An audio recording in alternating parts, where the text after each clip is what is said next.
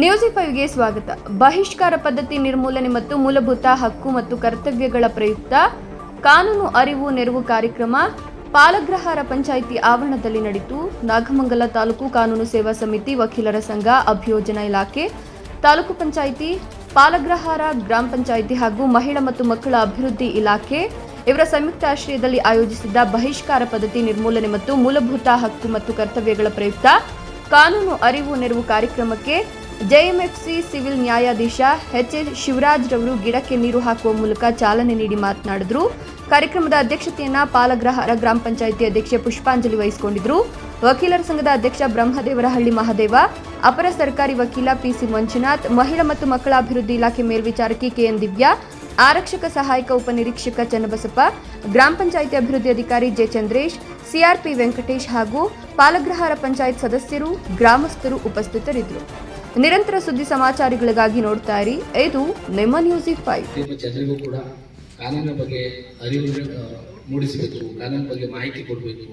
ಯಾರು ಕೂಡ ಕಾನೂನು ಗೊತ್ತಿಲ್ಲ ಅಂತೇಳಿ ಅಥವಾ ತಮ್ಮ ಹಕ್ಕುಗಳು ಅಥವಾ ಸೌಲಭ್ಯಗಳನ್ನ ವಂಚಿತರಾಗಬಾರದು ಅಂತ ಎಂಬ ಮೂಲ ಉದ್ದೇಶದಿಂದ ಈ ಕಾರ್ಯಕ್ರಮವನ್ನು ನಾವು ಹಮ್ಮಿಕೊಂಡಿರೋದು.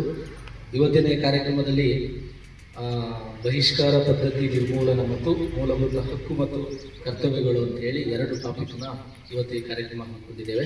ಅದ್ರ ಬಗ್ಗೆ ಆ್ಯಕ್ಚುಲಿ ಸಪ್ರೇಟಾಗಿ ಮಾತಾಡಲಿಕ್ಕೆ 2 ಜನ ಯುವ ವಕೀಲರನ್ನು ಕೂಡ ಆಯ್ಕೆ ಮಾಡಿದ್ದೇವೆ. ನಮ್ಮ ಆಯ್ಕೆಗೆ ಒಪ್ಪಿಕೊಂಡಿರುವಂಥ ನಮ್ಮ ಅಧ್ಯಕ್ಷರಿಗೆ ಒಂದು ಥ್ಯಾಂಕ್ಸ್ ಹೇಳ್ತೇನೆ. ಆ್ಯಂಡ್ ಅವರು ಆ ಬಗ್ಗೆ ಮಾತಾಡ್ತಾರೆ. ಅದಕ್ಕಿಂತ ಹೆಚ್ಚಿನದಾಗಿ ನಾನು ಮಾತಾಡುವಾಗ ಹೇಳಿದ್ರು ವ್ಯಾಜ್ಯ ಮುಕ್ತ ಗ್ರಾಮ ಅಂತೇಳಿ. ಅದು ಕೇಳಿ ನನಗೆ ಬಹಳ ಖುಷಿ ಆಯಿತು. ಹೌದು, ಯಾಕೆ ಅಂತ ಹೇಳಿದರೆ ಎಲ್ಲ ಸಣ್ಣ ಪುಟ್ಟ ವಿಚಾರಗಳಿಗೆ ಕೋರ್ಟಿಗೆ ಬರೋದ್ರಿಂದ ಏನು ಉಪಯೋಗ ಆಗೋದಿಲ್ಲ. ಹೆಚ್ಚಂತ ಹೇಳಿದರೆ ಕ್ರಿಮಿನಲ್ ಕೇಸ್ ಏನಿರ್ತದೆ, ಮನೆಯಲ್ಲಿ ಎದುರು ಮನೆಯವರು ನಮ್ಮ ಪಕ್ಕದ ಮನೆಯಲ್ಲಿ ದನ ಕರುಗಳನ್ನ ಕಟ್ಟಾಕಿದ್ರು ಅಥವಾ ಕಸವನ್ನು ತೆಗೆದು ಮನೆ ಮುಂದೆ ಹಾಕಿದ್ರು ಅಥವಾ ಮನೆ ಮುಂದೆ ತಿರುಗಾಡಲಿಕ್ಕೆ ಬಿಡಲಿಲ್ಲ ಅಂತ ಹೇಳಿ ಜಗಳ ಆಗುತ್ತೆ, ಅಲ್ಲಿಂದ ಕೇಸ್ ಆಗುತ್ತೆ. 2 ಜನರು ಕೋರ್ಟಿಗೆ ಅಲ್ಲಿದ್ದೀರಿ. ಮತ್ತೆ ಅದಕ್ಕೆ ಸಂಬಂಧಿಸಿದಂಗೆ ಜಾಗದ ವಿಷಯ ಏನೋ 1-2 ಫೀಟ್ ವ್ಯತ್ಯಾಸ ಇರುತ್ತೆ, ಅದಕ್ಕೋಸ್ಕರನೇ ಕೋರ್ಟಿಗೆ ಅಲ್ಲಿದ್ದೀರಿ. ಅವುಗಳನ್ನ ಮಾಡಬಾರ್ದು. ಏನೇ ಇದ್ರೂ ಕೂಡ ನಿಮ್ಮಲ್ಲಿನೇ ಹೆಚ್ಚು ಒತ್ತು ಕೊಟ್ಟು ಬಗೆಹರಿಸಿಕೊಂಡ್ರೆ ನಿಮ್ಮ ಸಂಬಂಧ, ಸಮಯ, ಎಲ್ಲವೂ ಹಣ ಎಲ್ಲವೂ ಕೂಡ ಉಳಿಯುತ್ತೆ.